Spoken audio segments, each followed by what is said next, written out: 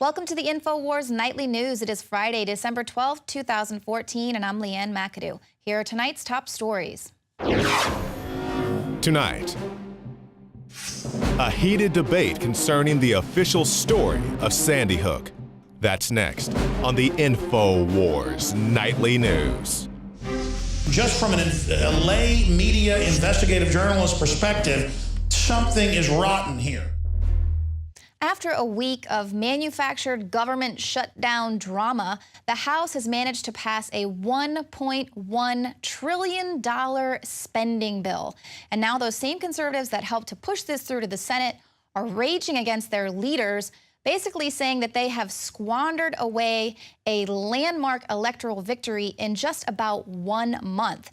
Now they have maneuvered themselves into a position where the losers, in this case the Democrats, are going to be able to demand their support for a bill that's going to effectively grant the losing party power through 2015.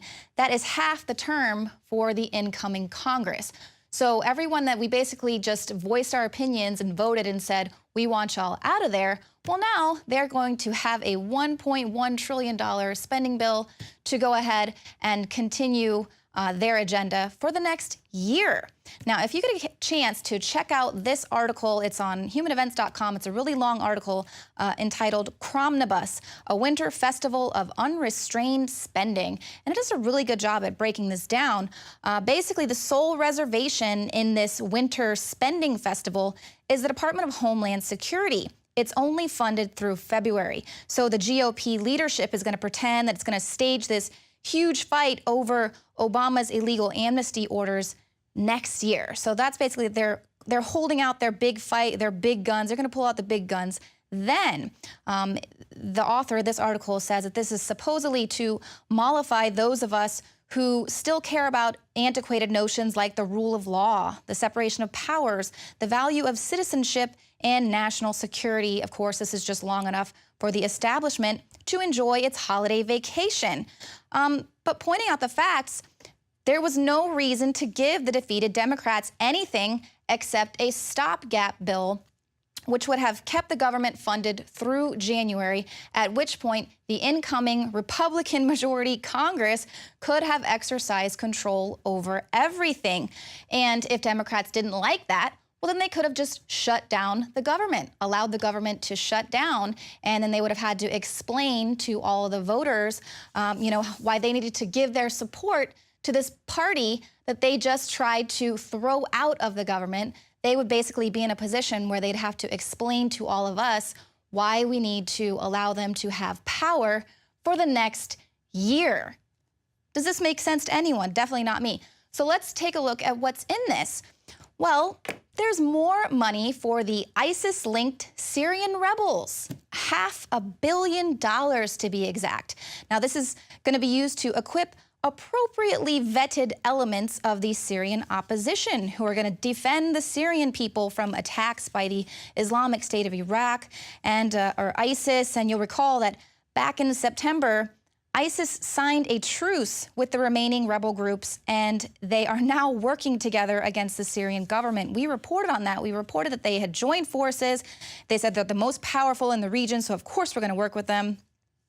And maybe they're not aligned, these people that are getting these equipment and all these $500 million, maybe they're not aligned with ISIS at the moment, but just like Rand Paul said, and like we have told you, most of the arms that we have given to these so-called moderate rebels have wound up in the hands of ISIS. They've either simply taken them, it's given to them, or we mistakenly give them to some of these radicals, thinking that they are moderates.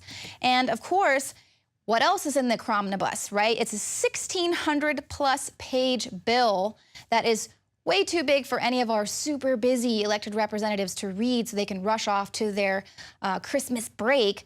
It has to be passed or else the government is going to shut down, so just pass it. Don't worry about what's in it.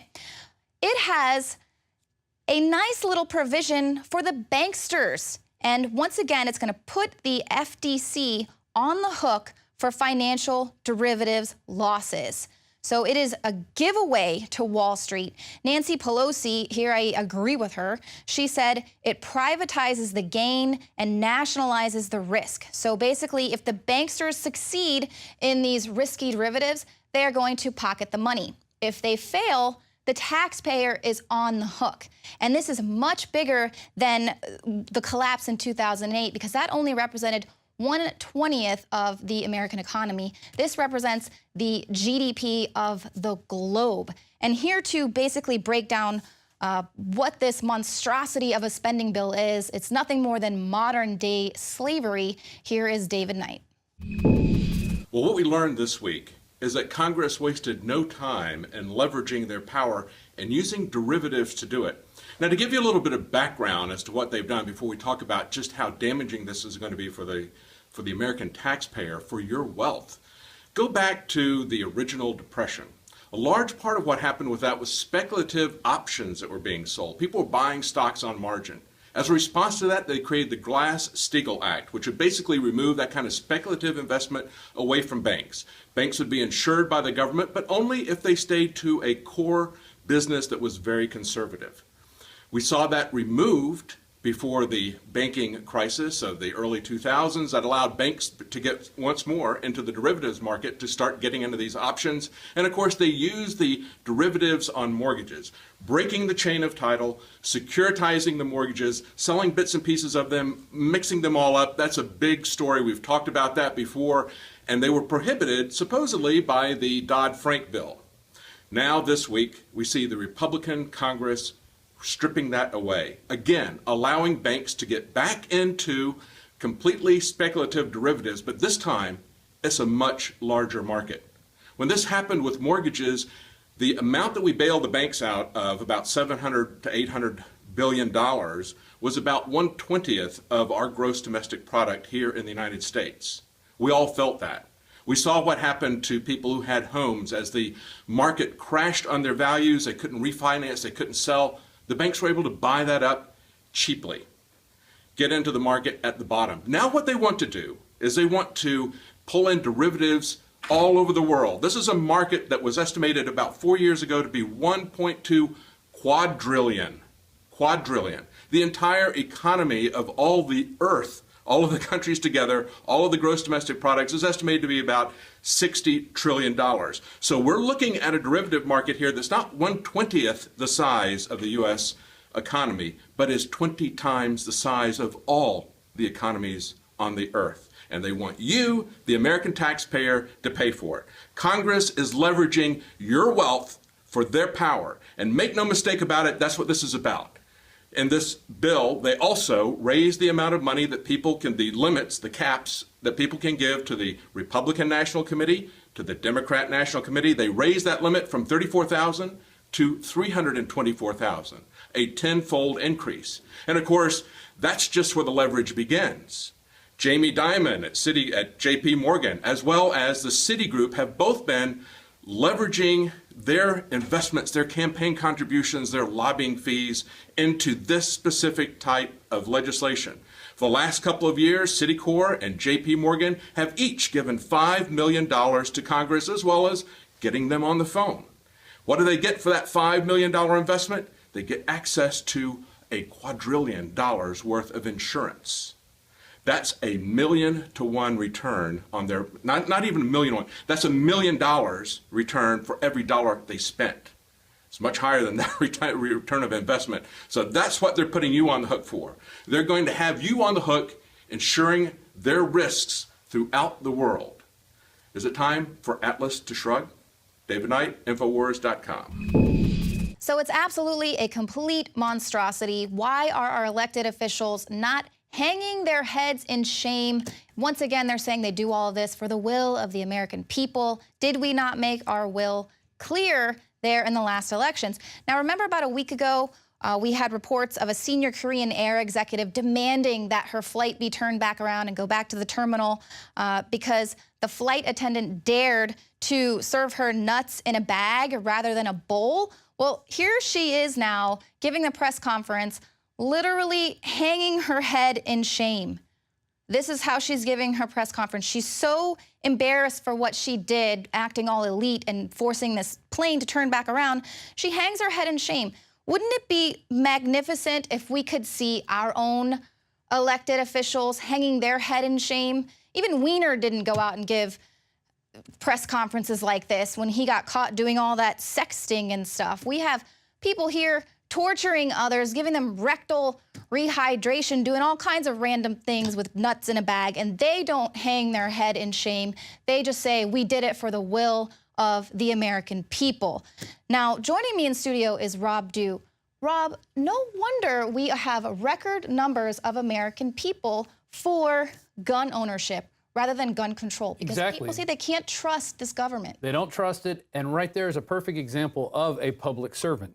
A public servant hangs their head in shame when they're wrong. A government official pretends they never do any wrong, and they go about their life and pretend that it doesn't affect them. And so there you have a perfect example of a public servant. That's how our officials need to act. They need to act like public servants. And it really is scary. I've got a piece of video we're working on now, and let me tell you, the reason people want to own guns is because they know the government is gearing up for a war against them.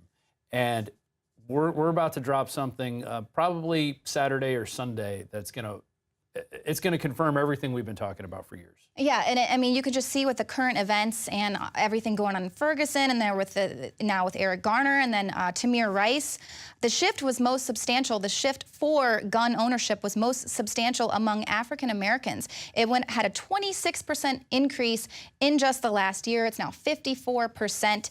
Even Piers Morgan is doing a little bit of backpedaling. And we have perfect examples of the government's not going to save your property during these riots. Exactly. They're going to run. I mean, they're going to protect their official buildings, their public servant housing, but they're not going to protect the private property owners. Right. People who have enough money to pay them. Exactly. Give them overtime. And you know, if you bring in the Oath Keepers, some volunteers to come in and watch over your business. Oh, they get run off by the cops because they don't have a permit. Right. You need a permit to protect your property? To help your neighbors? What are we talking about? Yeah. I mean, it's crazy. And that's why you've got the record ownership of guns going on, especially in Ferguson. It went up 700% right before the riots kicked off. Yeah, and they're wondering how this could have possibly happened. Piers Morgan spoke out, and he said that he admits he was too aggressive in his pursuit of gun control, and he had failed to try to understand America's culture of gun ownership.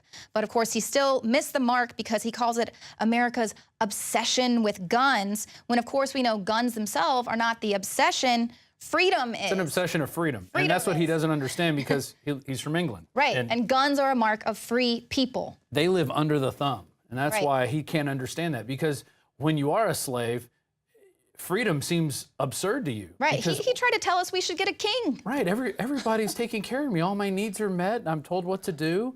I don't have to think. Oh, you Americans have this freedom, and we can't have that. I mean, it's totally amazing. But it doesn't surprise me, and that's why his show failed. Well, and it's not a wonder that people constantly are questioning the narratives that were given. People are questioning Bin Laden, Sandy Hook, all sorts of things that we're going to be talking about on the show tonight. And coming up, we've got two different interviews coming up. We've got a couple of filmmakers who made a Sandy Hook documentary that's being censored all over the web. And then we're going to have a couple investigators who had nothing to do with the documentary, but one says, he's a conspiracy theorist, but he thinks Sandy Hook happened the way they said it did. And the other one, Wolfgang Halbig, has been investigating it and has a bunch of questions that he can't get answered. And let me tell you, we've taped these interviews already. The second one's a marathon interview. So stay tuned tonight. You are going to get your money's worth. Those of you out there who are members of PrisonPlanet.tv, and we do thank you for your support. But speaking of the Bin Laden death, you brought that up. Here's a news story that's probably going to get forgotten. They do this whenever they kill people. They have to put something out into the world to keep the narrative straight.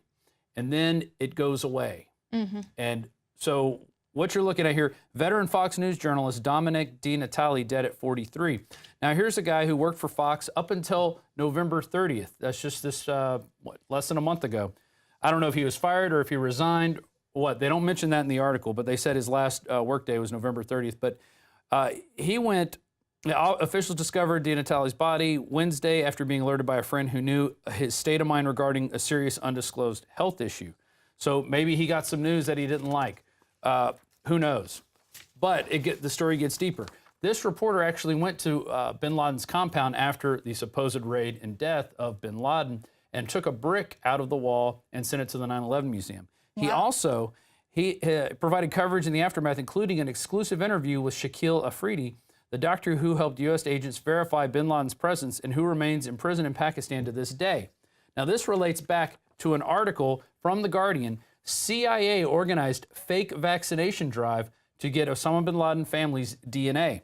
And it talks about how they set up with several doctors and nurses in the area ways they did this fake vaccination program. They started it off in a poor area, and then they moved it around. They actually sent a nurse into the compound. There was a nurse known as Bakto, and she gained entry into the compound to administer vaccines. According to several sources, the doctor who waited outside told her to take the handbag that was fitted with an electronic device. It is not clear what the device was or whether she left it behind. It is also not known if the CIA managed to obtain any bin Laden DNA, although one source suggested the operation did not succeed. And then we even have, here's a giant bit of articles and stuff that Alex and I covered back when the Navy SEAL came out and said, I shot bin Laden. I think his name was Rob. I forget the last name. But you can check out that video right there, Navy SEALs ensnared in bin Laden death hoax. And that we just, less than a month ago, well, a little more than a month ago now, we put that out there, and we just covered all the deaths associated and all the unanswered questions, the fake videos, the fake burial at sea, everything. And now we have somebody else connected to this who ends up dying from a suicide. And they say it's an apparent suicide. There's going to be little to nothing said about this guy after this. And now that he wasn't connected to Fox as of November 30th, Fox, put out the news, oh, we're sorry, he's dead. But then you're going to see nothing about this anymore. So did this guy have information? Is that why, if he did commit suicide, did he learn that bin Laden wasn't really killed? Was he already dead? Or was he silenced because he had information that the CIA didn't want coming out? That's a lot of questions that will never get answered because they died with this guy out in his land out in, I believe he was in Colorado. Yes. Yeah, Jefferson and County, he was a Colorado. beloved and respected journalist who was probably doing a thorough job. And that's one of the things, you have to respect that he committed suicide. He had these undisclosed health issues. Don't ask any questions. How dare you come up with these conspiracy You're not going to hear theories. anything more about this guy. I predict Nothing more. The news has gone out there. The news cycle is going to flood it over this weekend. It'll die over the weekend, and then we'll never hear about this guy ever again. 2 years later, something will come out saying, well, we don't know if he really committed suicide. We never found a weapon or something like that. Who knows what's going to happen? But this guy probably had some answers to go along with all the information that we've covered just by looking at different articles. And, the interviews we had with Steve Pachinik back in 2002 stating that bin Laden was already dead. Right. It's just another, it's another body. The bin Laden body count continues to grow to this day. And I don't think we'll ever learn the truth. And just like Sandy Hook, I don't think we're ever going to learn what really happened there. They've sealed all the records to this. If anybody puts them out there without the proper authorities' permission, they could face up to 5 years in jail. So I don't think you're going to see any of this stuff come to light, which is a shame. And so we've got two great interviews coming up after the break.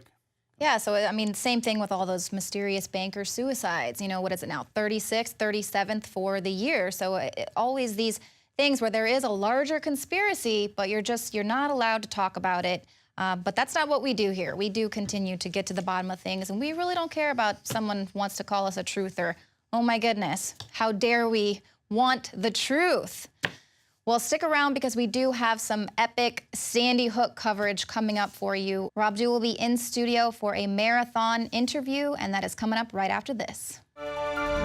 Sold out for weeks due to the difficult and extensive proprietary process behind its creation, the exclusive InfoWars Life Secret 12 formulation is now back in stock in the last limited shipment of 2014. The most bioactive form that has been created with our proprietary process. This ultra-clean vitamin B12 nutraceutical has been carefully crafted and developed over the last 2 years and is based on cellular science of how your body actively absorbs essential nutrients. Secret 12 is taken by mouth, right on the tongue, and then swallowed. No needles, no injections. Vitamin B12 deficiency is linked to scores of serious problems. And Secret 12 is a fusion of two organic proprietary forms of vitamin B12. bringing you a true nutraceutical quality vitamin B12, Secret 12. Secret 12 is an excellent Christmas gift and is tailor-made to boost your New Year's resolutions. Supplies of Secret 12 are very limited. Secure yours today at InfoWarsLife.com or by calling toll-free 888-253-3139. 2015 is almost here, and with it comes those New Year's resolutions to finally transform your body the way you want it. There's a reason over 88% of New Year's resolutions fail. Make this year different by equipping yourself with Oxy Powder, the next level in cleansing the body naturally. Using super oxygenation, Oxy Powder, available through InfoWarsLife.com, gently cleanses the body while you sleep with easy capsules. Tens of thousands of individuals have used Oxy Powder to cleanse their bodies and aid in their transformations. Even InfoWars Nightly News Director Rob Dew has been using Oxy Powder with incredible success. Took it that first day, and then I took it for 6 more days after that. 12 pounds melted off in about a week. I'd say a week, 7 days. 2015 can be different. Diet and exercise are important, but a lot of us have already tried that. Oxy Powder flushes it out. Secure your Oxy Powder at InfoWarsLife.com. That's InfoWarsLife.com or 888-253-3139. Welcome to the InfoWars Nightly News. I'm your host, Rob Dew. Let's get right to it. If you type in Sandy Hook false flag into a YouTube search engine, you will find countless, hundreds of thousands, probably millions of videos that have been posted, created by independent researchers out there. I mean, the information on Sandy Hook is voluminous, to say the least. And so it's I think it's kind of odd that recently some documentary filmmakers put up their documentary. It's 2 hours and 45 minutes long, and it has been hit by numerous copyright claims out there by certain groups that just don't seem to want this information to get out. Well, we're about to have 2 of the filmmakers on there of this. It was a large group project, and they go by the name Independent Media Solidarity, and we'll tell you where you can find more information on them in a second. But it just goes to show you that anytime information gets out there and tries to be censored, it's just going to make it more valuable and more people are going to want to see it. Alex tells the story all the time how a lot of Army guys come up to him and they said, hey, our officers are telling us not to listen to your show, and it makes us want to listen to your show. So this always has a backfiring effect. I'm joined now by 2 members of Independent Media Solidarity. That's Tyranny News Network and QK Ultra. They have elected to go by their YouTube handles and remain anonymous because of the nature of the information that they have been sharing. And they're also going to describe some of the attacks that they've been undergoing as a result of putting out the documentary, We Need to Talk About Sandy Hook, which I have watched, and it's mind-blowing, all the points and questions that they bring out in this. Guys, are you there, and can you hear me? Yes, I am. All right, so that was Tyranny News Network. And we have their YouTube channels up there, so you can go by and visit their YouTube channels. But Tyranny, let's start with you real quick. What was your reasoning for putting this group together, or getting this group going and working on this documentary?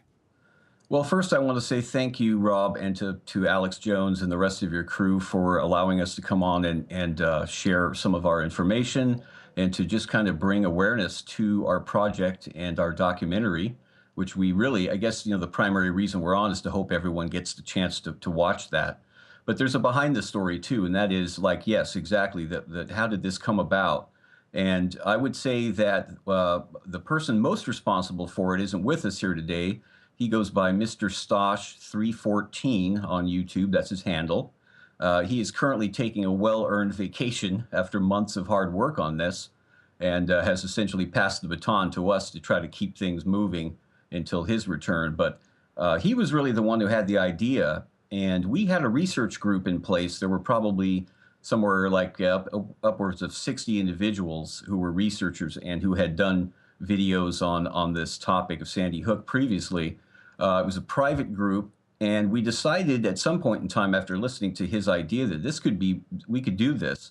And so the concept was that individuals would produce a segment on a particular topic that was, that they particularly were interested in, and nothing would be allowed if it was going to be objectionable to any others in the group. And in the end, we basically wound up with 10 individuals submitting material for the final product, and then it was up to Mr. Stosh and myself to put a beginning and an end, and to kind of fit this stuff together and determine the sequence. And it was really fate that it came together the way it did. And so that's the backstory. And it was 9 months in development too, by the way.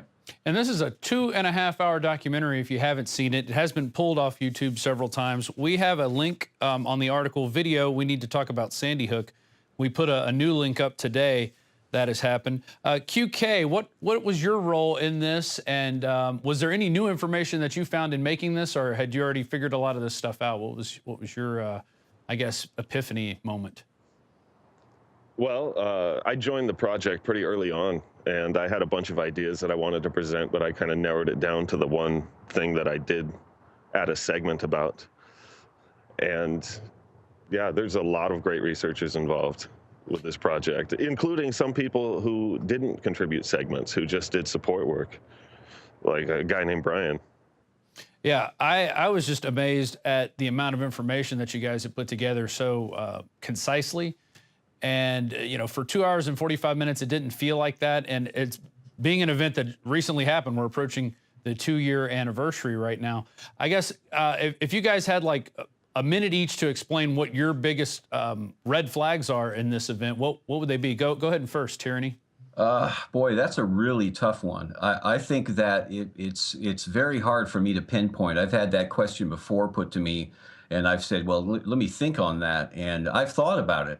And it's really hard to say. I think really it's all, everything about the whole thing is suspicious. We can point to well, one of the things that we have to look at is, and this is kind of a real sensitive area, but it's really a touchy area because it's kind of speculative, but it's so overwhelming when you see the families, the supposed victims' parents and so forth, and their behavior. And I don't know anybody personally who would react and to act as they did immediately after this supposed tragedy. So there's that. And that's a huge thing. And I think a lot of people kind of saw that there was something weird about this when they first saw, for instance, the one parent, Robbie Parker, doing his interview and kind of appeared to be getting into character to be the, the grief-stricken father, but was smiling and cohorting with the people before he got up to the mic. I'm not sure if that's really, we try to avoid the speculation stuff, and so that's why this is a different area for me. But that's what I think would be what most people think is just impossible to imagine. Well, and I'll say this, when that incident happened and we saw the live feed coming off CNN, we saw Robbie Parker, we actually rewound it back on our DVR and watched it again here at the office. And we put that on the air pretty immediately, just saying, this looks odd. We're not saying anything because you don't know how you're going to react in a situation. I have children. If one of them, something like this ever happened to them, I can tell you this, I'm not going to go out and talk to the media. I'm certainly not going to talk to CNN. I'm going to be as far away from all that as possible, trying to not go insane at that moment. But just the smiling, the demeanor. I got my degree in theater. I've seen people get into character, and that, to me, looks like he's getting into character. But QK, what do you have to say about your biggest, I guess, smoking guns or red flags? Well, I'll add this about Robbie Parker, and if you examine his statement that he made there, it's very peculiar. He even sends his prayers out to the shooter right there, which, if he was grief-stricken one day later, that's awfully big of him. But I'd say that the thing that got me was the misidentification of the shooter on the first day as being Ryan Lanza.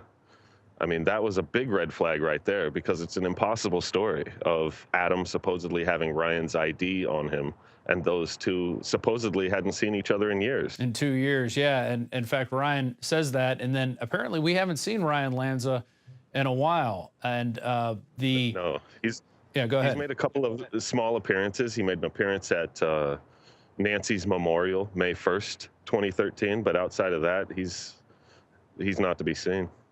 Yeah, very, very peculiar indeed. You guys cover some interesting house sales that go on for $1 or $0. And then recently it just came out in the news that the Lanza house was sold to the town of Newtown for $1 to turn it into a park or something like that. They're going to tear down the house.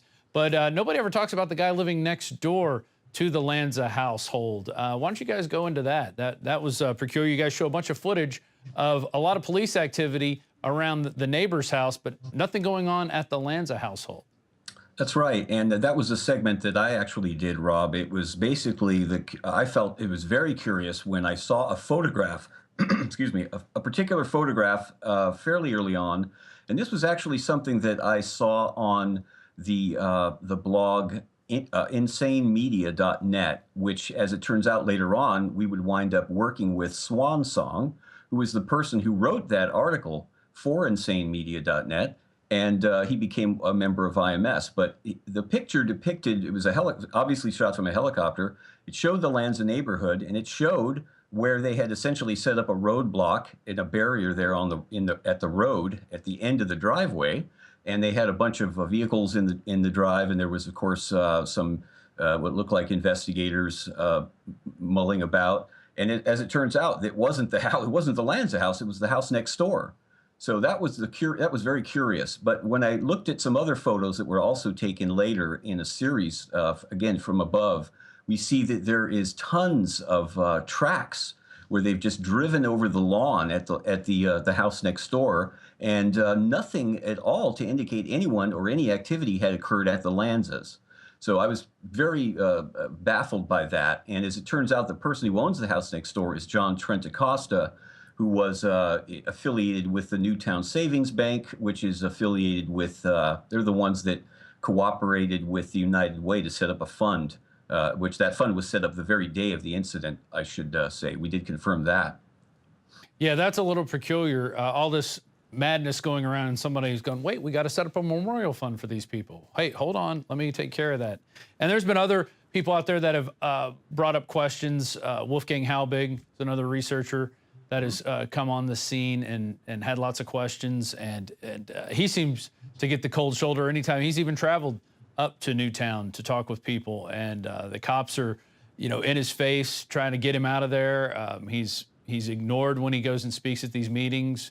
They look at him with indignancy, definitely. But you guys just released an article you sent me. It's a very long, I guess 2 days ago now. Sandy Hook documentary phenomenon isn't about Sandy Hook, the fortress and what's inside. What's the gist of this? What made you want to put this out? I was the person who wrote that, and I kind of think of that as a kind of a State of the Union type thing. It really just gives a real good depiction of what's been happening, because it's just been every day. We've been just astonished by the phenomenon that this has become. And I say that it's not about the details of the documentary or even about Sandy Hook. It's about really two things. The first one is free speech, because we have this issue where we have, I would say now, at least 100 or more, and I have no way of telling at the moment, but I've had interactions with folks, and I've seen their comments, and I've seen evidence that they've had videos removed that they uploaded, and these were copies of our documentary, which we welcome people to get copies of. It's Creative Commons licensed.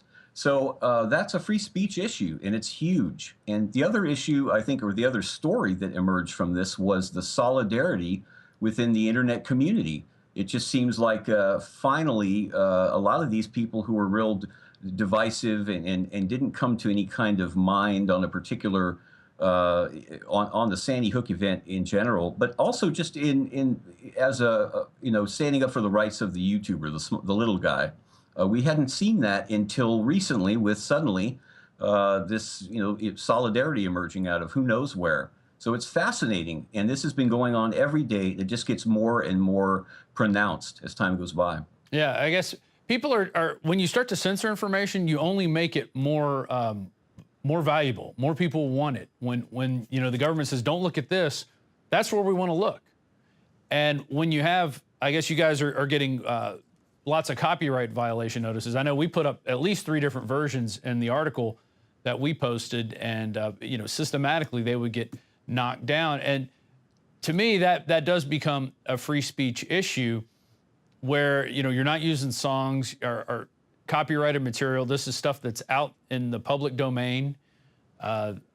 news footage. I mean, you're not getting attacked by the news corporations using their footage. I mean, you know, so what do you think is behind this to try and silence you? And why did they pick this documentary out of all the other pieces of evidence that are out there? Why do you think this is what got people so riled up? Well, I think that this one is scary in a way to them. Let's just think of it as there are some potentially perpetrators out there of this, if you want to think of it as a hoax. And I hate to even go so far as to say that. I'd like just to get, I want just the facts to be known. But I would say that if they were out there watching and they saw that a group of individuals came together in a cooperation like this, in solidarity, that would be a little more of a threat to them than if there were a lot of just individual people out there, researchers or YouTubers, that would, be producing material like this. So this is probably one of the reasons why it's, a real affront to them and a little bit frightening to them, which I'm actually very happy. It's just information, and we don't have anything in there that we're upset about or feel that we made a mistake on. There are some things that we think might be mistakes, but we certainly, our intent was good. So we're proud of what we've done, and if they're afraid of it, then that's good, I think. Yeah, I'd say that any of the things that could be perceived as mistakes simply come from us not having better information. Right. And the bottom line is, when we saw this stuff, Alex actually put together the report, but Alex shot it. I did the editing on it, but we said why people think Sandy Hook is a hoax, and we put this out within a day of it happening, and we just showed other instances of the media systematically lying to us. Yeah. And so we go, so why should we believe them here? And then you see in lockstep a majority of the parents, a majority of the people in the area, the government coming together and saying, it's guns. We got to get rid of guns. We got to get rid of guns. And then the amount of money that flowed into that area by people, feeling bad for this tragedy. There was lots of people out there that went, oh my God, children died. We need to do something. And they started sending money, but they also got government grants. They got a lot of money poured into that area. How much money are we looking at total now that has gone into the Newtown Sandy Hook area? I can't tell you the exact amount, but it's in the hundreds of millions, multiple hundreds of millions. Right. Yeah, that's a lot.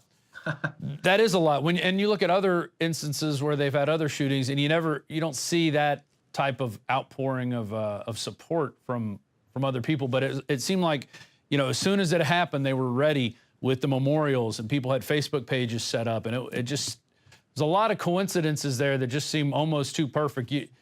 Who in their right mind is thinking about setting up a memorial on the day of an event like this happening? Oh, yeah. Or even the days before the event happened. Oh, yeah. There's several instances of that where the memorials were set up in advance. Right. And you guys go into it. There's a whole section of the movie going into the caching of web pages. I want to get into the dash cam video that you guys were putting up. Mm-hmm. One, it doesn't show much of anything going on, and that's kind of a telltale sign. There's supposedly an evacuation, but you don't see many people evacuating. You see a few people milling about, and then the officers start setting up their lunch at one point on the squad car. Mm-hmm. And that to me seemed really odd. If any of these officers had seen the events which were told happened in there, to then be ready to come out and eat lunch. Yeah, that's a little upsetting to watch. And I think that was something that it was a big mistake for them to have done that. Of course, it's a big mistake for them to have done it and be smiling, and it just did not fit the scenario that was occurring, apparently just, a few yards away from them, really, in the school. So that's, and I want to also, I guess, give a shout out, to use the term, to Sherry Questioning All. That's her YouTube handle, who did that segment. And what we found so great about her segment was it actually became the only one where she didn't do any of the material for the documentary itself. We just asked if we could take her original video done on that topic and do an edited version where we just take it and slim it down a bit and use that. And so that was how that turned out to become one of the segments. But it was just that good. So she just tells it like it is. Yeah, there's no kids seen in that footage at all. It's astonishing that they can put out that story that, there were at least 480, or I forget the number, but a lot of kids that were supposed to be evacuated, and we just don't see it. Mm-hmm. Right. And then a final piece that really was a moment for me was seeing the interior photos of the classroom where the shooting supposedly took place, and you don't see anything resembling any type of shooting there. I didn't see a drop of blood. I couldn't see it from the photos that you guys put up. How many photos were there of crime of the interior of that school? QK? Yeah. Well, of the interior, there's several hundred, maybe close to 1,000, and then there's exterior photos as well. And the only place that we do see blood is in the breezeway, sort of outside of the front of the school, by the hole that Adam supposedly entered. Yeah, and that could have been made by anyone. What was also interesting is, and Wolfgang Halbig pointed this out, that hole would not have been left like that if this event had happened. It would have been cleared out by somebody. Somebody would have breached the window, got rid of the remaining glass, so nobody got cut upon entry. And so that being there, and then all the cops supposedly went through the hole in the glass. They say that, and nobody's going to stop and break it out for their buddies. They're going to, maybe a giant piece of glass comes down and cuts somebody. I mean, there's so much that could go on there that just didn't follow like a basic type of protocol. Yeah, Yes. They say that some 16 cops went through that hole, but you would think it would just be one who would have done it and then gone around and opened the door for the other 15. Yeah. You would think. Well, maybe I don't even want to say a joke at this point. It's so disturbing that this stuff is out there. Do you guys have any other final comments or anything? We're gonna have, hopefully in the next segment, we're gonna have another guy who he says he's a conspiracy theorist, but he believes that Sandy Hook really did happen, and have him on with Wolfgang Halbig. That's our plan in the next segment. Do you guys have anything you want to add here in closing? Well, if I could just give a quick acknowledgement to the other participants that actually contributed to the documentary, which would be Professor Doom, Odin Free Radio Revolution. I mentioned Sherry Questioning All, Sandy Hook Research, who people may know as Names Not Mary, Swan Song, and Up North of the 49th. And of course, the person whose idea this was, Mr. Stosh 314. But yeah, I think really we'd like everyone to go to our website, which is mediasolidarity.com. And that's the best place to watch the documentary. We try to keep it up. We can't guarantee it'll be there when you get there, but we're trying to keep it up. And we also want people to realize that there's a lot going on here, and to pay attention, to come to the site and to check the news for updates. This is an evolving story, and it's very interesting that we may actually make some headway towards achieving our goal of disclosure of what happened at Sandy Hook. And let me ask you this. Why did you guys feel like you have to remain anonymous? Actually, it's not all of us that feel that way, but there were enough of us that wanted to maintain the anonymity that we decided that in solidarity, we would essentially just agree to do that. I come out as who I really am all the time and have the whole time through, but others don't necessarily feel the same kind of comfort level, and I can understand. I mean, we're not all, we're not all willing to pay the ultimate price for getting involved in this, but that's the reason why. Yeah, and there are others. The lead investigator of Sandy Hook died suddenly. Was he a state trooper or was he a policeman? Who was the guy who died kind of suddenly about a year ago? Yeah, William Podgorski, I believe is his name. Yeah, very interesting. We've looked into that a little bit, and QK, do you have anything to say on that? No, I didn't look into that very well. Yeah, but it's true. Yeah, and there's a photographer too, Eric Langlois or something. I don't know if I'm getting the last name right. But and there was also a real estate assessor that disappeared mysteriously. Wow. Yeah. Well, we're going to cover. We actually covered a story earlier about a reporter who went to Pakistan, chiseled a brick out of the Obama compound, and also interviewed the doctor who was running the vaccine DNA program for the CIA, trying to track down Osama bin Laden. He's suddenly found with well, of course, it's a self-inflicted gunshot wound, because nobody ever gets murdered when they're uncovering weird stories like this. So it's just very, very interesting how, people who are involved in these stories don't seem to have a long shelf life. But the website is mediasolidarity.com, and we were speaking with Tyranny News Network and QK Ultra, two of the filmmakers on that project. We need to talk about Sandy Hook. Guys, thanks for joining us, and best of luck to you in the future. Thank you, Rob. Thank you, sir.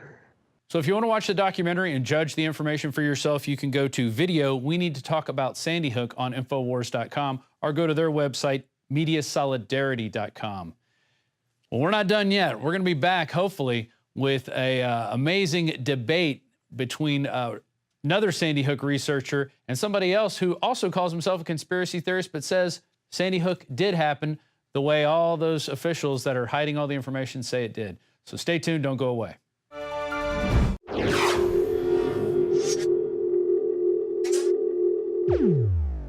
The Molon Lave Silver Coin, certified by the Provident Mint. This 1-ounce silver round is 0.999% fine silver, inspired by the legendary Spartan king Leonidas and his refusal to lay down arms in defiance of Emperor Xerxes. Molon Lave, that's Greek for come and take it. This is available now at InfoWarsStore.com.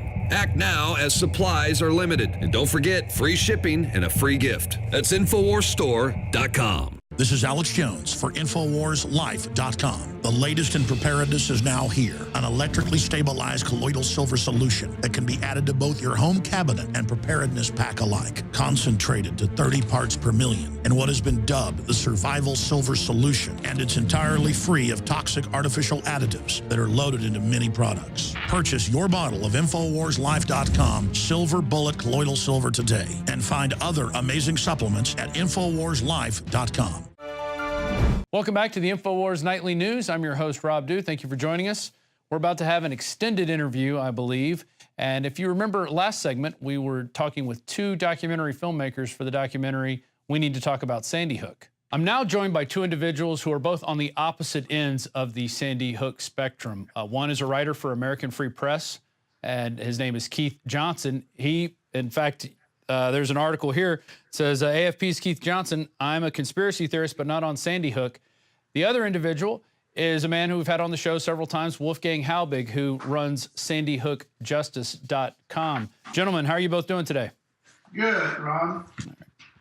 So, yes, thank you for having me. Mm-hmm. Yeah, Keith, I'm going to give you the first, I guess, the opening salvo. You contacted me, and you were explaining some things, and you said this is some really, you're treading in some deep water here. So, in so many words. So, explain to me what your position is on Sandy Hook, and then we'll let Mr. Halbig respond. Okay, well, yeah, we know that our government is involved in a lot of nefarious things, including false flag attacks, disinformation is spread. I'm a conspiracy theorist, like you just introduced me as one. I do believe that these things do happen, but Sandy Hook doesn't qualify as that. There's not one shred of evidence to suggest that there was a hoax. Quite the opposite, quite the contrary. There's overwhelming direct evidence which proves that Adam Lanza was the sole perpetrator of this killing.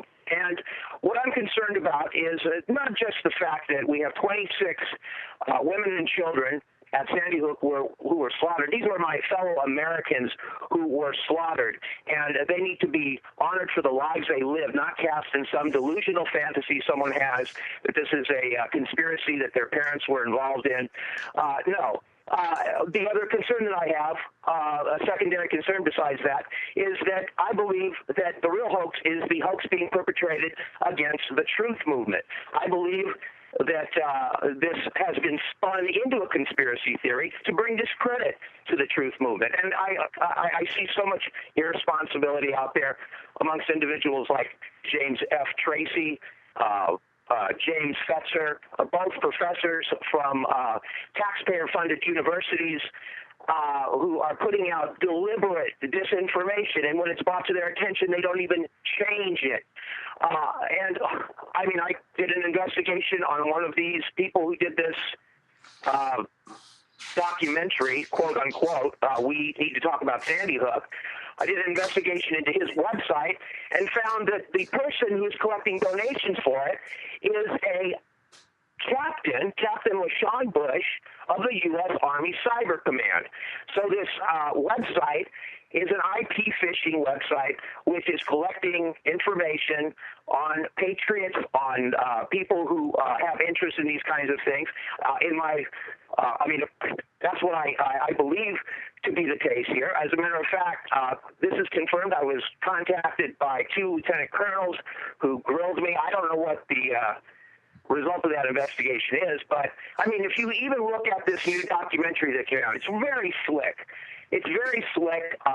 When I say slick, I don't mean that it has real, groundbreaking information. It's just the same old speculation and debunk theories. But the production values of it are just amazing. Now, you compare that to some of us who are involved in the debunking of these theories. We have crude videos that we put out. There's only 2 people who are actually actively debunking it, and that's myself and another individual by the name of C.W. Wade. So that's my stance. I've been called a government shield. Just go ahead and look at all of my, articles for American Free Press, pro-gun, pro-liberty. You find any indication there that I'm a gun grabber, government shill, and I'll hang my hat up. So, no one's accusing you of that. No one's accusing you of that, Keith. But I do want to say this: after Sandy Hook, it seemed like the government did come into line, and the people involved in that were coming out saying it's time to go after guns. It's time to seriously look at what we're going on, which leads to these gun lists, these registration lists, which always leads to confiscation. Well, the thing is if you look, Rob, in 2013, 2/3 of the gun laws that were enacted were pro-gun, okay, to loosen restrictions. So what happens is anytime there's a school shooting like this, you're going to see the gun grabbers come out, liberals like, what's the ex-mayor of New York, Bloomberg. Okay, yeah. I've written about extensively. Yeah, his group comes out wanting to grab guns, but there's as much, if not more, pushback against the gun control lobbies by good, decent Second Amendment loving Americans who say no. And that's why any thought that this would be some kind of thing to confiscate firearms is ludicrous for them to think that they could pull something off like that and be able to get that kind of result. All right, well, let's let Mr. Halbig respond to that. What do you have to say? You've been investigating this for a while. What are your conclusions that you've come up with?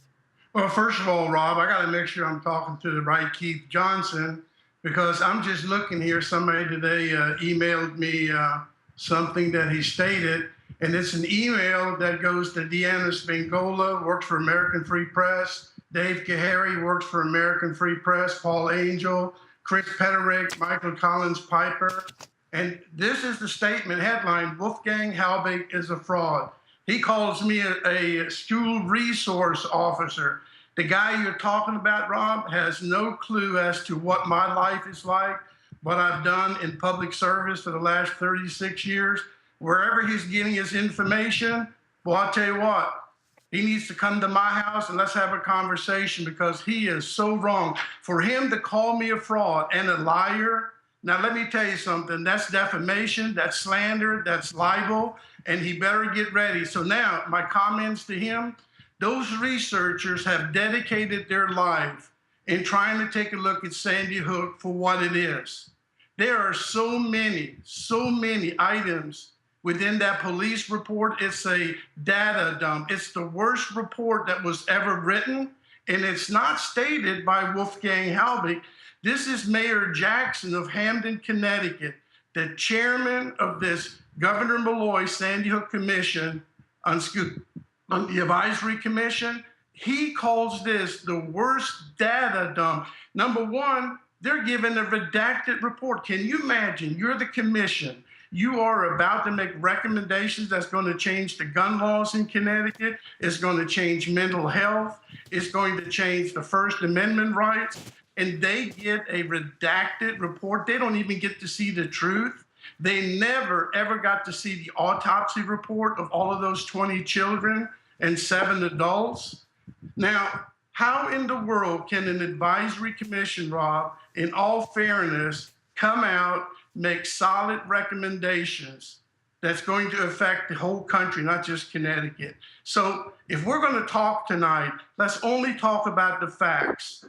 Only about the facts, and let's talk about the Newtown police. Let's talk about how they responded, and I'm ready to go. All right, yeah, and I agree. Let's talk about what happened on that day, what we do know, and then, yeah, there's a lot of speculation out there, but I think the reason you have all this speculation, Keith, and I think you will agree, people do not trust the government, bottom line.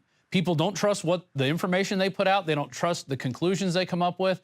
They're just ready to say, no, we don't believe you. We're going to look for alternative solutions. And you've got a myriad. You type in Sandy Hook conspiracy, it's hundreds of millions of videos. Everybody and their mother out there is looking at this from a different angle, and they're all bringing their collective expertise together, where not each person is a doctorate or a scientist out there, but by people pooling their knowledge. And I think that's the great thing about the internet. Yeah, you are going to get some, you're always going to get the crazies out there, but you're going to get that in anything. But the amount of information that has been combed over, I think is pretty, definitely demands some questions and definitely demands some answers. And I don't really think we're getting that from the people of Connecticut.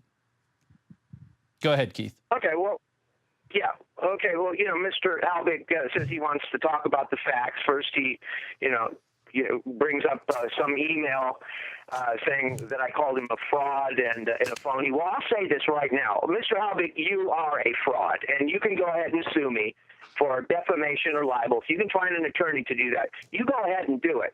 But we have caught you in so many lies, it's pathetic. You are not a law enforcement. You don't have significant law enforcement experience. Even on your website, you admit that you have 1 year as a ticket-writing Florida highway patrolman. Okay, you've gone on the Deanna Spingola show and said specifically that you were a homicide investigator in the past. That's a lie. When I brought it up in our debate that we had, you said, well, anytime you pull, and I'm just paraphrasing, anytime you pull a dead body out of a car, you're investigating a homicide. So you don't even know what a homicide is, Mr. Halbig. And you're going out there. You're going out there. Okay, you're going out there saying that you're an expert on Columbine. I've looked at the Columbine reports, even the governor's report, where it has a list of all of the people that they consulted. I don't see your name there. And I've asked you specifically many times to please give us the information on when you were consulted, because so many people out there believe that you're an expert on Columbine and active shooter events, and we haven't seen that. You have a training certificate you put up that's a 3.5-hour course from the National Incident Management Systems, NIMS, 3.5 hours that anybody can get. That's not the requirement to be an incident commander in an active shooter event. But yet, you're out there telling everyone that they should listen to you. You're the source. I don't go out there and talk about my limited law enforcement experience, which actually is more recent and longer than yours, because it's been so long. Back in the early 80s, it's been so long. Things have changed since then.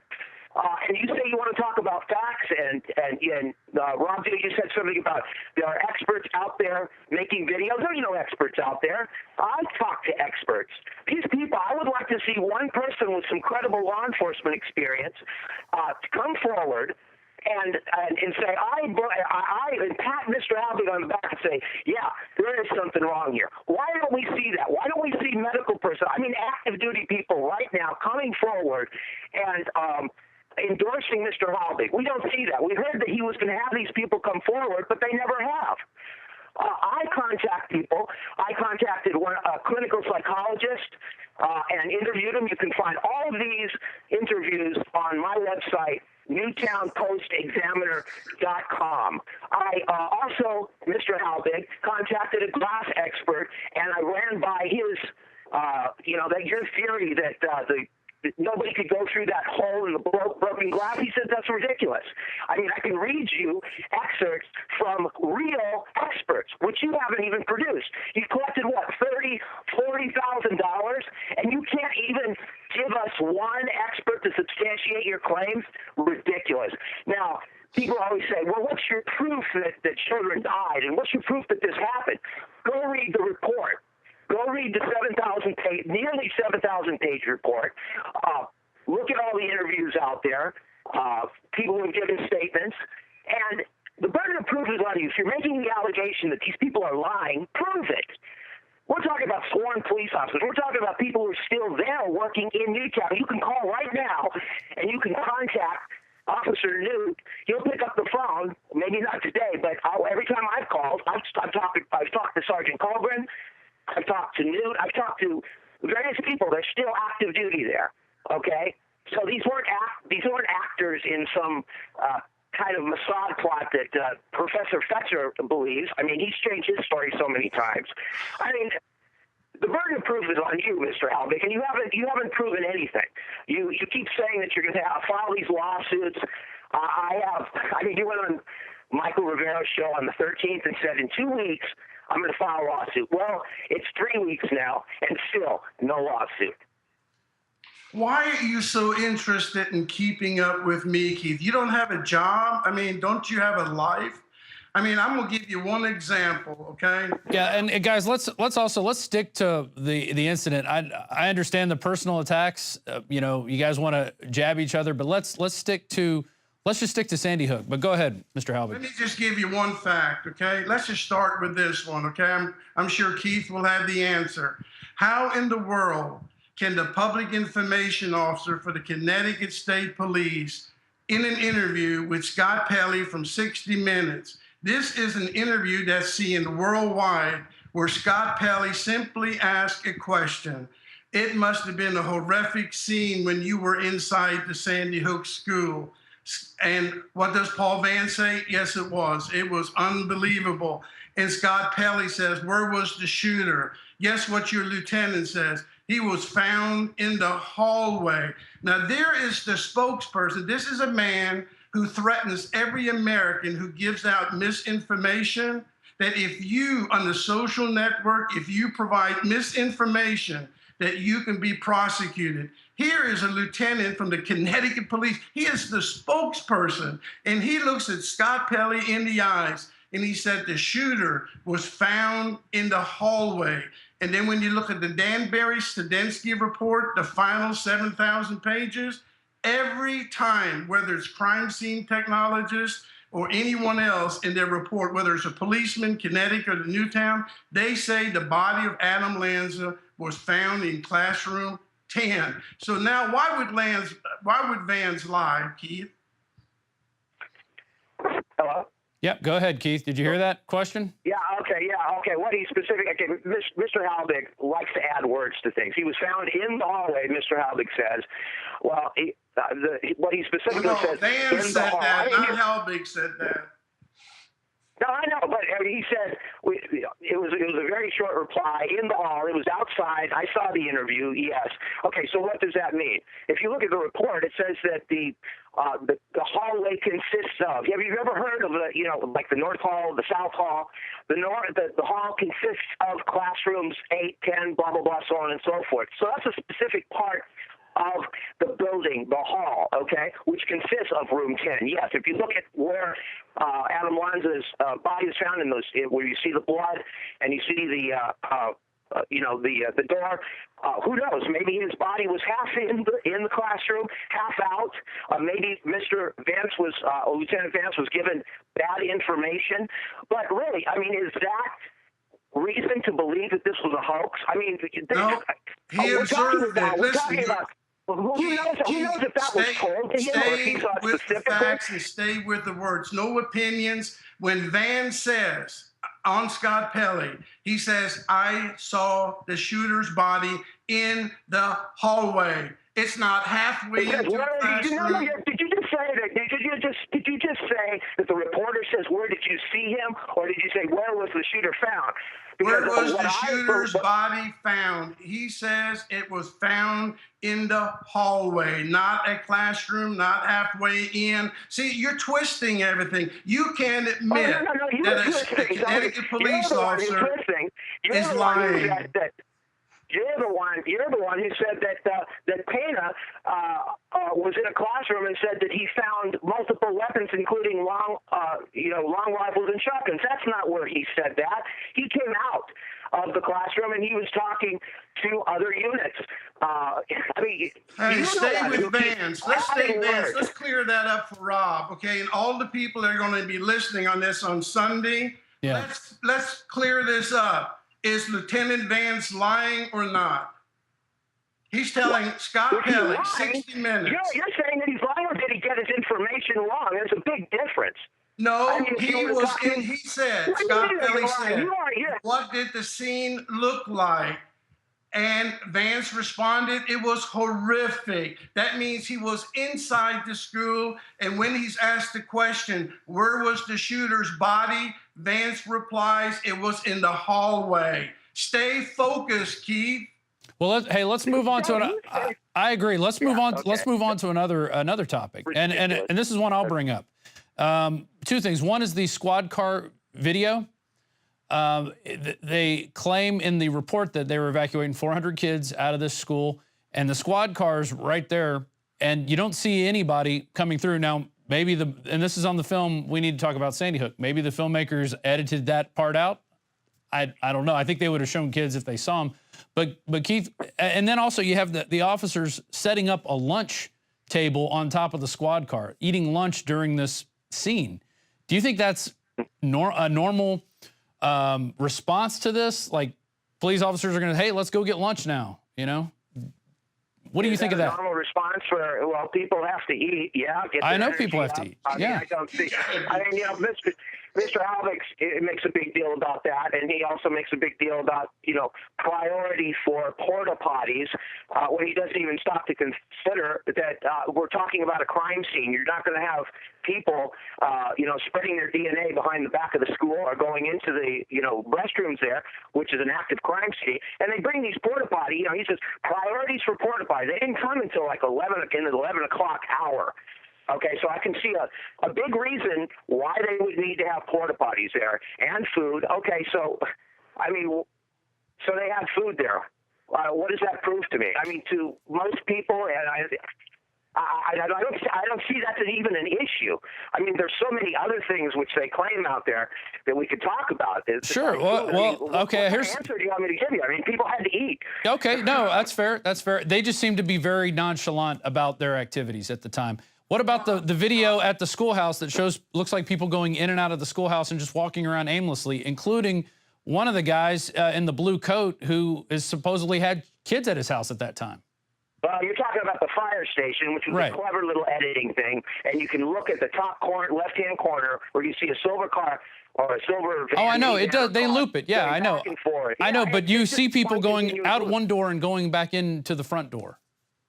And then it's looped. Well, yes, it is looped. The front door. I mean, you can't see the front door from that from that angle. You can't see that they're entering in there. They're going around the building. I mean, what are they supposed to do? I mean, what kind of activities are they supposed to engage in? You see one guy walking around. Okay, so I mean, I can't get into that guy's head. I do know that Mr. Halbert's associate, Professor Fetzer, made a big deal about the sign-in sign, saying that this was evidence that it was a drill. Saying, well, why would they have a sign-in sign on the day of this shooting? Why would they have that where everybody must check in? That sounds like a drill to me. Well, that sign wasn't brought in until the 18th, I believe it was, or the following Monday, where that's the notorious video where you see Gene Rosen in the background and says everybody must check in. So there's no evidence that there was any sign there on the 14th, any sign that said everybody must check in. They also talk about these ID cards on lanyards. There's an explanation for that. That's accountability software. There was a company called Salamander Technologies, which even talks about it. They said that we provided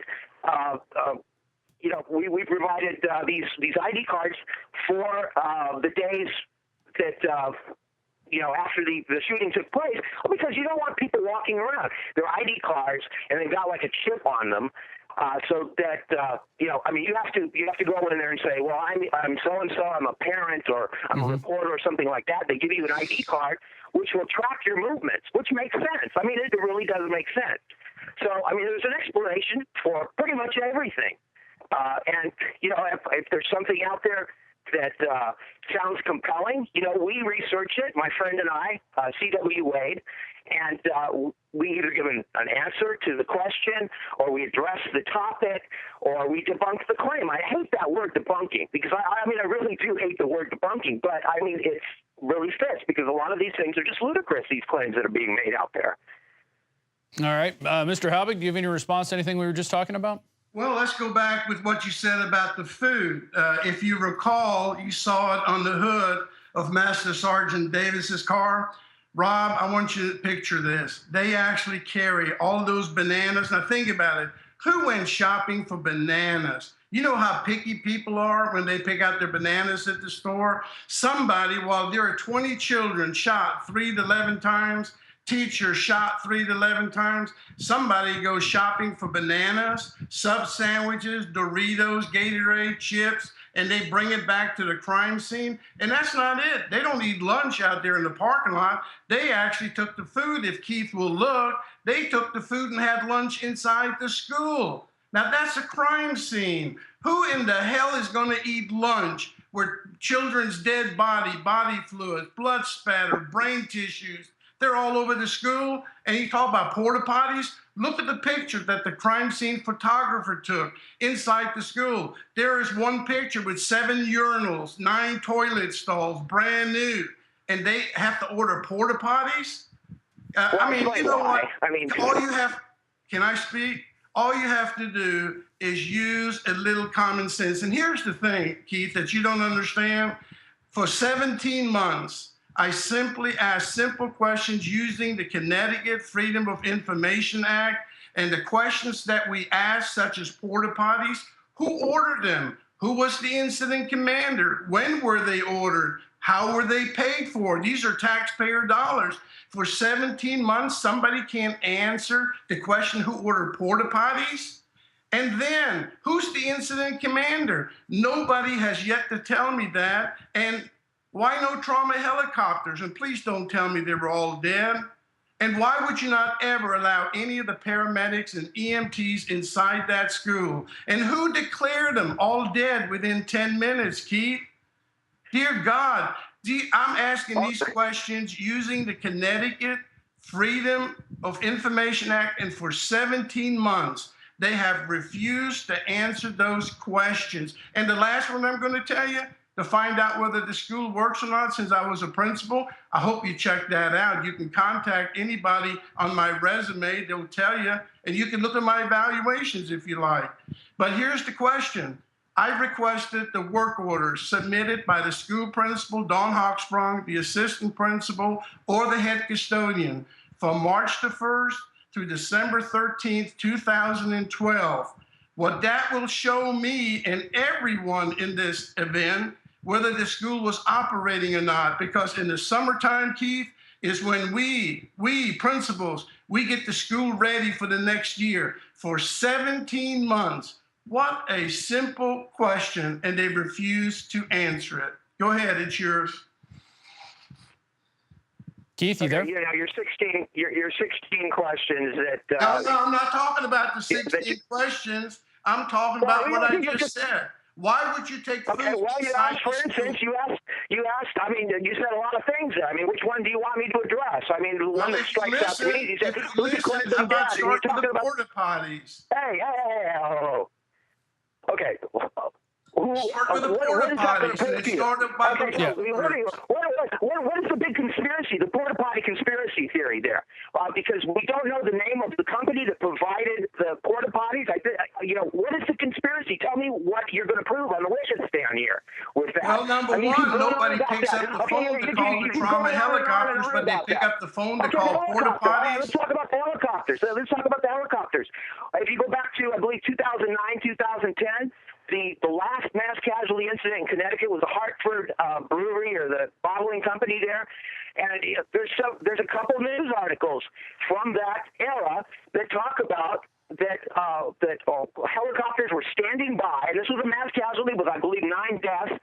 Helicopters were standing by, but they were not used because they figured they could transport the victims easier by ambulance. And there's a lot of considerations when we're talking about helicopters. There's a noise factor, there's wind and noise factor. I mean, you got to remember that they didn't discount the possibility of a second shooter until the next day, okay? And it was much quicker to get bodies out, to get people transported to the hospital by ambulance or by any other means than through this helicopter. And you keep thinking, you can only take like 1 or 2 victims in that helicopter anyway, from the research that I've done, I've talked to some people. I don't have that at my fingertips, so I'm sorry. But, I mean, if this becomes a big issue, I will go into it in more depth. But I mean, this is the thing, Mr. Halbig, is you present yourself as the source of authority on all this stuff. I don't. You see, I try to back up everything that I say with source material, whether it's an expert or whether it's something online, whether it's an article or an official document from some kind of organization that deals in these things. But you see, the problem is that we're supposed to just believe everything that you say. And I mean, you keep saying, well, why aren't there lawsuits? Well, it's framed from the premise that they did something wrong, that the cops did something wrong, or that procedure wasn't followed based on you, okay? Based on you only. I don't hear anybody else coming out that's a law enforcement expert, someone with some significant experience in mass casualty incidents, saying, yeah, Mr. Halbig is right. Why haven't you found someone to substantiate your claims rather than going around there all by yourself, the Lone Ranger, saying these things? Well, you promised that you were going to have these people come forward. And what about these Connecticut state troopers that you said showed you the script?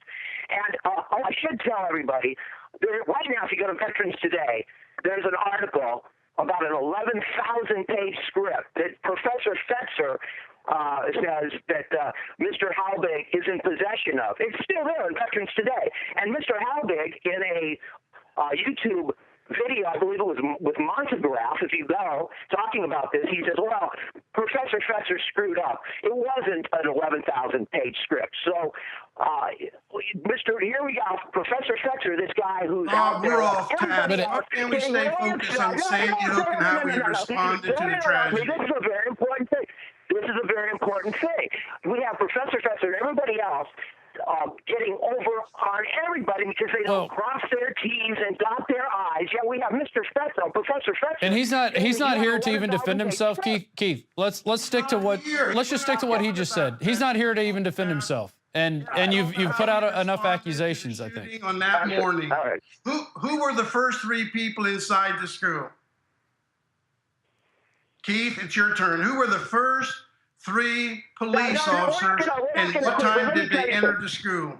Well, listen, Halbig. We're not going to have you conducting some kind of quiz session with me. Well, you're the expert. You're calling me a fraud, so I want to know how good you are. Show you. The report, listen, you were saying that, well, who called these people dead? The report clearly shows that there were 2 Newtown ambulances. Who were the three first police officers inside the school, and what time did they enter? It's called tracing the footsteps of an active shooter mass casualty event. Since you say I don't know what I'm talking about. Who were the three first law enforcement officers who entered the school? You're not going to quiz me and start running. We're not going to run a debate here. That's what this is. It's a debate. Well, I just want to say something real quick. Keith, if this school has been in operation, there would be work orders. And what state secrets are going to get spilled if they show Mr. Halbig the work orders, which he's requested through the Freedom of Information Act in Connecticut? Well, hey, I have absolutely no, I mean, based on Mr. Halbig's history of lying, who knows if that information was already sent to him and he's sitting on it. I don't know that for a fact. I don't know what the holdup is, and I don't know what the specific reason why they wouldn't do it. You know, there are privacy clauses in a lot of these reasons why they can't release specific kinds of information. That might be it. I mean, I'm just speculating. I don't know. I haven't looked into that specific thing with his Freedom of Information Act request. All I know is I haven't seen him post anything that looks anywhere near a formal request. Can you do that for us, Mr. Halbig? Can you? Yes, I can. My attorney, I pay for an attorney through donations, and he has submitted he hasn't done anything for you. He says you haven't. You said that he hasn't done anything for you. That you gave him $10,000 and he hasn't done a thing. So no, we have not got any responses. Keith, call him up and have a conversation, would you? Instead of just running. All right, well, follow them up. And let's move on from this. Keith, what are these? You seem to want to attack the investigators. What does Mr. Halbig have to gain? What do these other people have to gain by putting this information out there? This is, I mean, to say that, either it didn't happen or no kids were killed or kids were killed by the government, however, or it happened exactly the way they said it did. To go through that, I mean, what do all these people out here have to gain to keep messing with the people of Sandy Hook after 2 years? Well, because the thing is, okay, as far as getting into people's heads, I can't do that. All I can say is that I know that Mr. Halvig has been caught in so many lies. But as far as other people are concerned, okay, why are they doing this? Because they're under the false impression that there is significant evidence to conclude that this was some kind of false flag operation. And they keep passing this information along from one person to the next. Every time there's a shooting, within minutes, people say, oh, well, this has all the hallmarks of a false flag attack, blah, blah, blah, so on and so forth. I mean, that's the question. I can't climb into people's heads, but I do believe that there is this general distrust, and this is the fault of the government. It's the fault of the mainstream media for, fostering this type of, contempt for the government. I mean, they deserve it. They really do. But the thing is we have to apply really solid investigative research into these claims before we go out and make wild accusations. People need to think for themselves, just like in this video, they make that claim. You really need to look into these. So, like Tyranny News Network, I could just give you one example. In this new video that they have, where he's wondering why there's so much activity. Why are we talking about a video, Rob? I thought we were going to talk and debate the facts about Sandy Hook. Hey, you know what? I have not interrupted you when you're talking. I'm trying to he's asking about what's the motivation for this. Well, yeah. I could speculate a lot of reasons. I mean, just for the fact that people put comments on your articles is enough to lift your spirits with a lot of people. So it could be recognition and fame. A lot of people monetize their YouTube videos. They're getting money off of these things. They make DVDs. But I think the vast majority of the people really are under the impression that this really was a hoax, and it's based on bad information. So they pick it up and then they throw it out. They make their own video, and it's just basically a regurgitation of something that's already been debunked. And then, I come across it, and I look into the information, and I find out where it's bad, and I write an article about it, or I'll talk about it. So, I mean, as far as the motivation, who knows? I mean, that's all. That depends on the person you're talking to, I suppose. Rob, can I make a comment? Yeah, go ahead. Mr. Halvig, well, hold on. Are you finished, Keith? Now, I'm going to say that I was a school administrator. I know I'm a fraud, but I'm going to say that I was a school administrator for many, many years. And I have to say this on behalf of Don Hochsprung, who supposedly was the principal and was shot on December 14, 2012. I can tell you this with certainty. Being a female school principal, Dawn Hochsprung, would have never, ever in her lifetime allowed her school, Sandy Hook Elementary School, to look so filthy and so deplorable on December 14, 2012. She would have never in her life ever allowed her school to become a toxic waste dump, exposing every one of her children and school staff members to serious lifelong health risks. All you have to do is look at the crime scene photos. It's not Wolfgang saying it. When you look at those pictures, the doors are rotten. It's filthy. They got mold, mildew. Look at the outside. It's deplorable. And they called that a Vanguard school. And people moved to Newtown, Connecticut, just so their children could attend Sandy Hook Elementary School. I'm going to tell you what. There isn't an elementary school principal in the United States that would ever allow his or her school to be that filthy. Well, and I got to say this, Keith, I asked you about the surveillance video. Why don't they just release a frame? And you said they had a system, but it didn't record.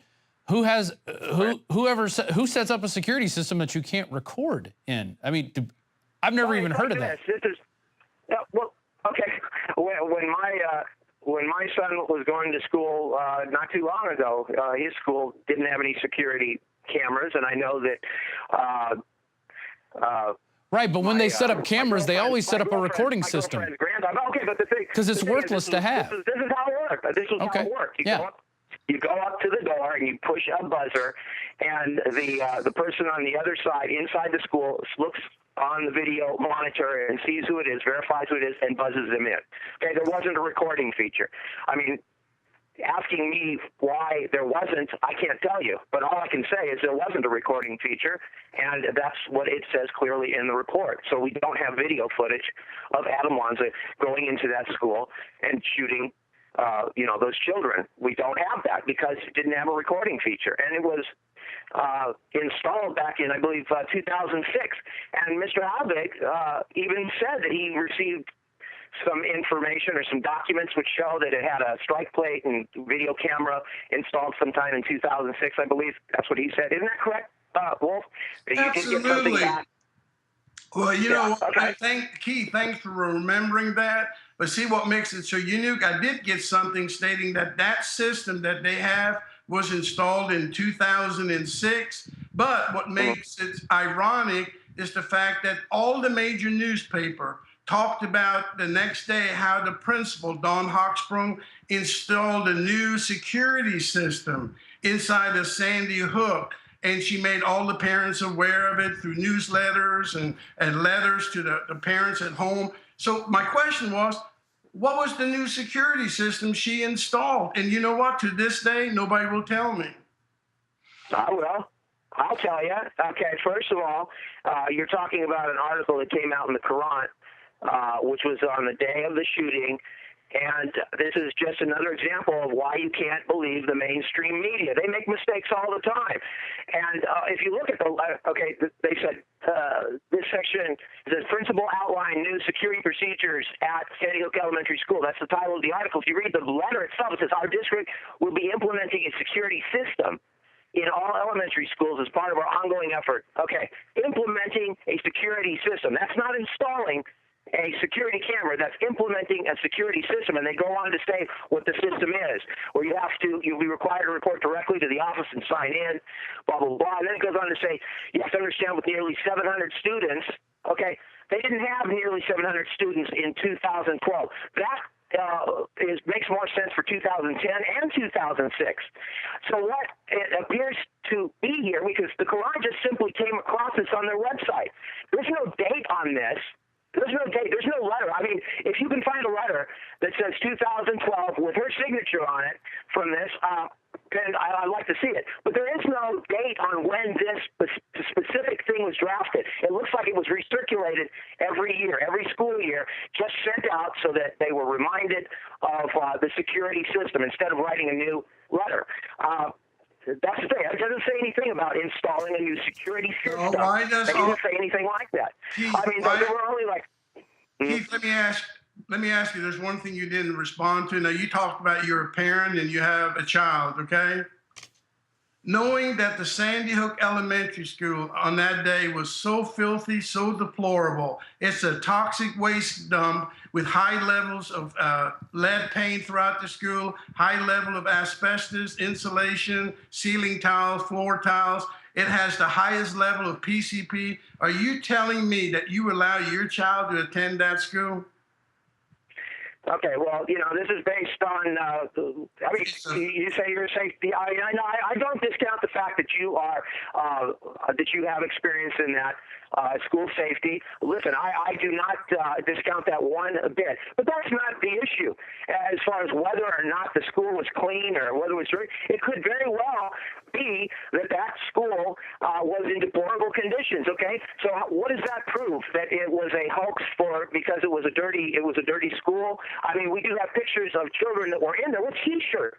I mean, I've seen photographs of children in that school with T-shirts that say 2010 on it, or 2009, 2012.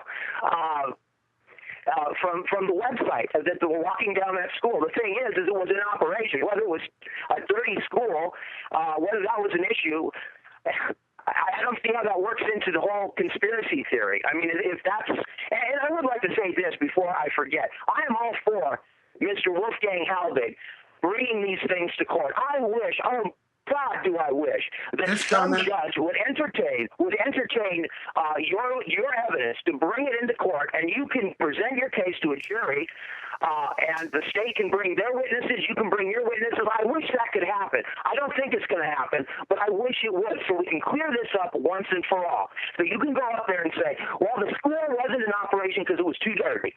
Or because, you know, if you go to the Wayback Machine, it shows that there was no activity, even though that's already been debunked. Just, you know, work on Sandy Hook analysis, CWA. Keith, you notice that I don't worry about the Wayback Machine. I don't talk about things that I can't. I mean, I can only talk about facts, and that's when the school is so filthy. That's why you want to have work orders. If that school is so filthy, that deplorable, and then when you saw the report that went in front of the city council, Pat Leorta, whatever her name is, and they had to pay $2 million to have all of that toxic waste transported across state lines, and children are going to that school. And the next thing that I did with Connecticut Freedom of Information Act to make sure that I'm not wrong is I requested all emails between the principal, the assistant principal, and the school superintendent, the assistant superintendent, finance department, human resources, facility. You know what that shows? That there's somebody actually working in that school for 17 months. Now think about it. When I was a principal, Keith, you could be a parent. You can walk in my office and demand my emails, and guess what I have to do? I have to let you have them. Those are public records. Keith, do you have any response to that?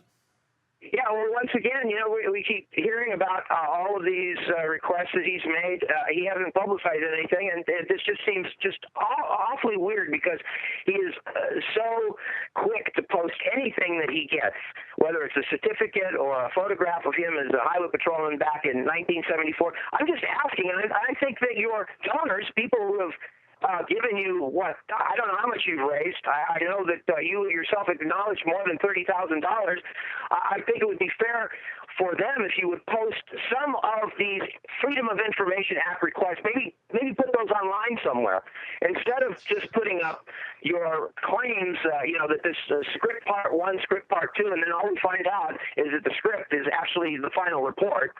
I mean, really, show us exactly the kinds of requests that you've made, and then we can follow up on those a lot easier. We can see the way you made the request and see if there is some basis to your allegation that this information is public and should have been given to you.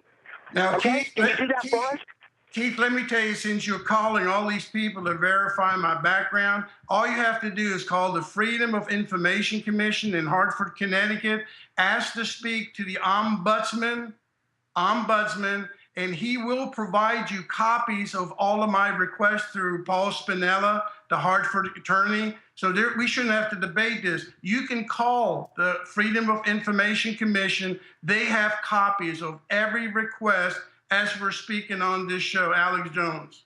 Well, guys, let me tell you this. It's been about 45 minutes we've been going at it, and I'm still not convinced one way or the other about what has happened. And you know, it just goes to the, I guess it just shows to the immensity of all the details and minutia that we can dig up. And I mean, I think as researchers and journalists on both sides of this story, that I think we need to, you know, be a little more civil to each other and try to work to find answers instead of trying to do background checks on everybody looking for information, because that's where it gets into an attack the messenger type mode. And that's what they did to Gary Webb when he released his Dark Alliance reports. They started attacking his character, saying, who are you to be sitting in here listening to federal cases talking about CIA informants running drugs? I know that's a side issue, but it gets to, you know, when it's a continual attack of the messenger, I start seeing visions of Gary Webb. Keith, do you agree or disagree with that statement? Or? I absolutely agree. But when you have people fabricating evidence, I mean, I have done just look this up: Sandy Hook, hat hoax, okay? The hoaxers are out there saying that the Flex Fit hat that was worn by Adam Lanza wasn't made until a year after the event, and I proved that the person actually lied. They fabricated the email, and I did a recorded interview with the vice president of Flex Fit, who said that the person is making false allegations, okay? And those articles are still up there all over the place, alleging these things. So, you know, and this is the thing. If we're going to call ourselves truthers, we need to stand by the truth. And we should be supporting lawsuits that are being filed against libel and defamation. If there's any truth to those, we should stand by that and let those things go to court and let them battle it out so we can find the truth. That's what I'm looking for, the truth. Okay? You can't just discount the testimony, the statements, the reports that were written by sworn police officers, unless you have evidence that would suggest that they are lying. You need to impeach their testimony. You need to impeach their character. And no one has done that. They have not brought one whistleblower, not one counter witness, not one shred of evidence. And that's what is required. You can have all the theories that you want, but listen, we're talking about individual people, parents. We're talking about small-town cops and reporters. You guys are going after them, not the government. Look at all of these videos. It's all going after the parents and looking for children that sang at the Super Bowl. This is absolutely this beyond the pale, okay? You cannot smear these people who just lost their children to a massacre 2 years ago and say that they're characters in some kind of conspiracy theory unless you have solid proof. I agree with that statement, and I think people are still looking for answers and reasons. Wolfgang Halbig is one of them. Wolfgang, I'm going to give you the final word on this, and I think that was Keith. Thank you for joining us, definitely, by the way. And go ahead, Wolfgang. Well, Rob, I really appreciate allowing you and Keith and I to come. I think Keith has a passion. If you hear it in his voice, definitely. I think he really cares. I'm going to tell you what, I think it's a great debate. I think it's healthy that Keith is out there. I just wish he wouldn't call me a fraud. I wish he'd come to Florida, come visit me, have lunch together, and see me for who I am. I'm old. Hey, I don't even want to be doing this. I'm retired. I mean, had those two police officers, and Keith says, well, they never came to his house. Trust me, they did. Had they never come, Keith and I would have never met. Rob, you and I would have never met. And I am not a conspiracy theorist. I do this for a living. You know, and what really got my attention is that 3 days after the shooting, Rob, I actually made a donation to United Way Western Connecticut. And what's really ironic, when I flew up to Danbury to inspect their 990s, their nonprofit records, they had 8 police officers stopping me from going in to look at their 990s and simply ask questions. And I was trespassed. Now, is that the America that we live in? I taught American government to high school seniors, and I teach them to ask questions.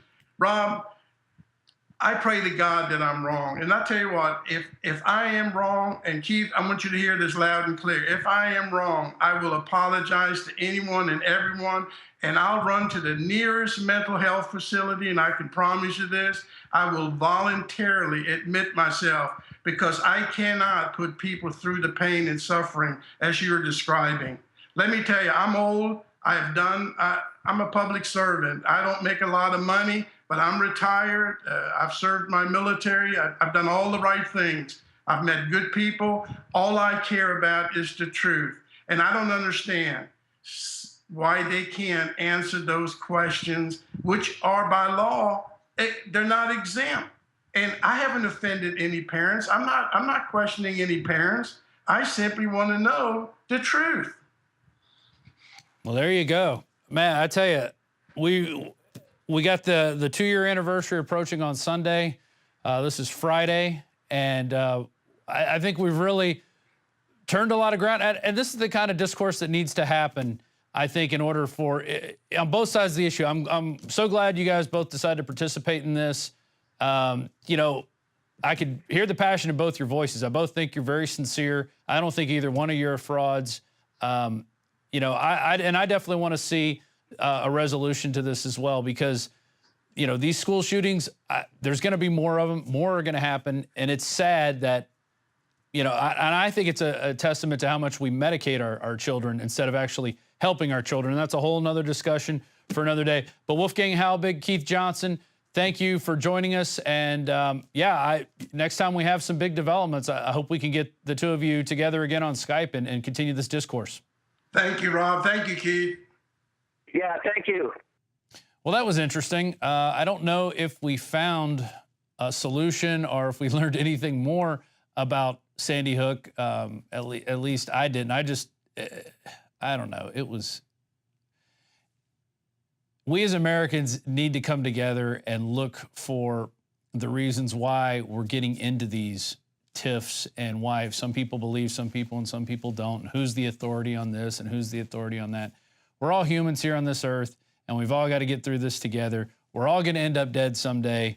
So we might as well try to make our societies and our communities as best they can be so the next generation can build off that. That's got to be the way we're going. And, do debates like this help? Put your comments down below. Let me know if this was even helpful because, after listening for 45 minutes of those two guys, go at it, I don't know if we really made any headway on Sandy Hook with the 2-year anniversary approaching. But regardless, if you are watching this on YouTube, please consider becoming a member of PrisonPlanet.tv. Our members are the reason why we're able to do these long interviews, do our live shows that we've put out there. It helps everything we do. And right now we're running a big special, $29.95 for the year. And that's our best deal we've ever put together. And also you can share your username and password and have up to 20 people using that username and password on at the same time. We've never had that before. It used to be 11, it used to be 5, and now we're up to 20. And it's all because the more members we get, it allows us to open up the bandwidth a little wider and spread the information out because that's what we're interested in. We're interested in the information war that is going on. It is the war going on for your mind. And that is all we have at this point. We've got information. We can put it out there. Being a member helps us do that a lot more efficiently and have a lot more eyeballs out there looking at information. Allows us to send reporters to Sandy Hook, which we've done. We sent Dan Badandi there. It allows us to send the guys to Ferguson, the Bundy Ranch, the border. We've made many trips down to the border. Several reporters, cameramen, and all that costs money. And it's you out there, the members of PrisonPlanet.tv, that are making that possible. It's also the people that visit InfoWarsShop.com and purchase the products we have, and also InfoWarsLife.com. So we do appreciate those of you out here who are supporting us. And with that, that's our show for this evening. My name is Rob Dew. Thanks for joining us on the InfoWars Nightly News. We'll see you back here next week, 7 p.m. Central. Good night.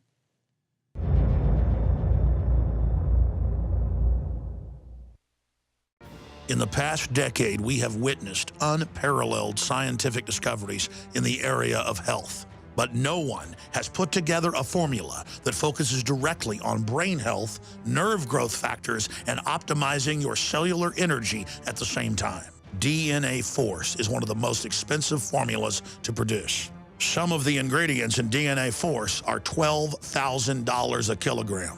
We are using the coveted, patented, only American source of PQQ, CoQ10, and more. You want the best that's out there at the lowest price anywhere?